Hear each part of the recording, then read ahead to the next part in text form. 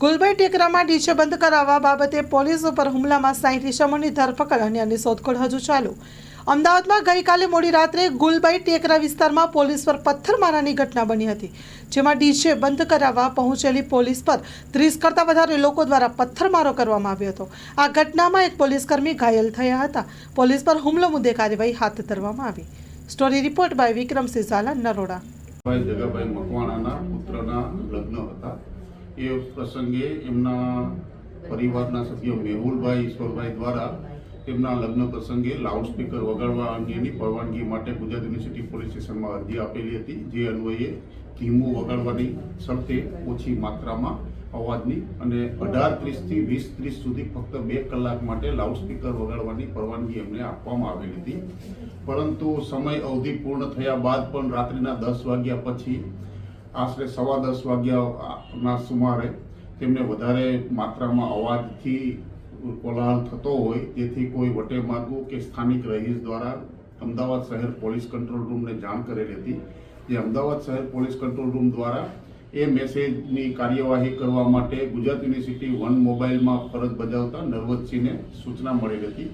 જેઓ તાત્કાલિક 3 મિનિટની અંદર જે કંટ્રોલ રૂમમાં આપેલ સૂચનાવાળી જગ્યાએ પહોંચી ગયેલા હતા અને ત્યાં જે ડીજે જે છે વધારે માત્રામાં અવાજ વગાડી રહેલા હતા, જે એમને બંધ કરીને કાર્યવાહી કરવા માટેની તજવીજ કરેલ હતી. જેથી એ નારાજ થયેલા હતા. તાત્કાલિક એમને ગુજરાત યુનિવર્સિટી પોલીસ સ્ટેશને ફોન કરી અને બીજી પોલીસની મોબાઈલો બોલાવેલી હતી અને દરમિયાનમાં વધારે લોકો નારાજગી થતા અને એમની સાથે ઉગ્ર બોલાચાલી કરી અને તકરાર કરતા હોય, જેથી આજુબાજુના બીજી પોલીસની મોબાઈલો પણ મદદ માટે બોલાવેલી હતી. તાત્કાલિક આજુબાજુની મોબાઈલો અને પોલીસની કાર્યવાહી 5 મિનિટમાં બધા સર્વે જગ્યાએ પહોંચી ગયેલા અને એ જે ડીજેનો સાઉન્ડવાળો જે આઈસર ટેમ્પો હતો એમની સાથે પોલીસ કોન્સ્ટેબલને બેસાડી અને પોલીસ સ્ટેશન લઈ જઈ અને કાર્યવાહી કરવા માટેની તજવીજ કરતા હતા. એ દરમિયાનમાં અંધારામાંથી દૂરમાંથી આસપાસના લોકો એકઠા થયેલા હતા, 25 થી 30 જેટલા.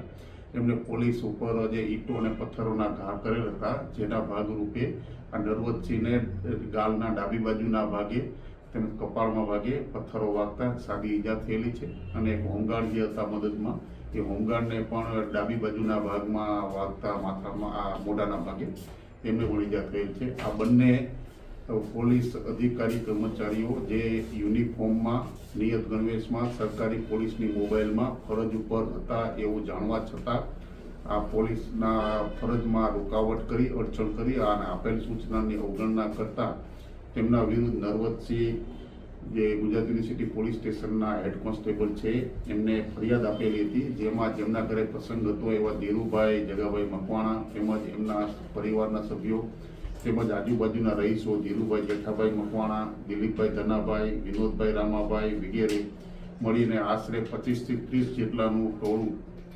વિરુદ્ધ ગુનો દાખલ થયેલ છે. જે ફરિયાદના ભાગરૂપે ગઈકાલે રાત્રે તાત્કાલિક નાયબ પોલીસ કમિશનર ઝોન 7 સાહેબ જે ચાર્જમાં હતા એ તેમજ તેમની ટીમના સભ્યો અને આજુબાજુમાં પહોંચી જઈ રાઉન્ડ અપ કરી અને 3 જેટલા આરોપીને ગઈકાલે રાઉન્ડ અપ કરેલા હતા અને વધુ આજે ટીમો બનાવી અને કાર્યવાહી થઈ રહેલ છે. હજુ વધુ 4 આરોપીઓ હસ્તગત થયેલાની હકીકત જાણવા મળેલ છે. હાલની સ્થિતિમાં ટોટલ આ બમે નામજોગ જે ફરિયાદ દાખલ થયેલી હતી એ પૈકીના 7 થી 8 જેટલા આરોપીઓને રાઉન્ડ અપ કરેલા છે અને એના વિરુદ્ધ અત્યારે તપાસ આધારિત પુરાવામાં જે વિડીયો કે આ તે જે મળેલા હતા એમાંથી ચહેરાની ઓળખ કરી અને હજુ વધુમાં વધુ જે પણ ગુનામાં આરોપી સંડોવાયેલા છે તેમજ આ ડીજે સંચાલક જે છે એમનું પણ ડીજે વાળાને બોલાવી અને એમના વિરુદ્ધ પણ કાયદેસર કાર્યવાહી કરવાની તજવીજ ગુજરાત યુનિવર્સિટી પોલીસ દ્વારા ચાલી રહેલ છે.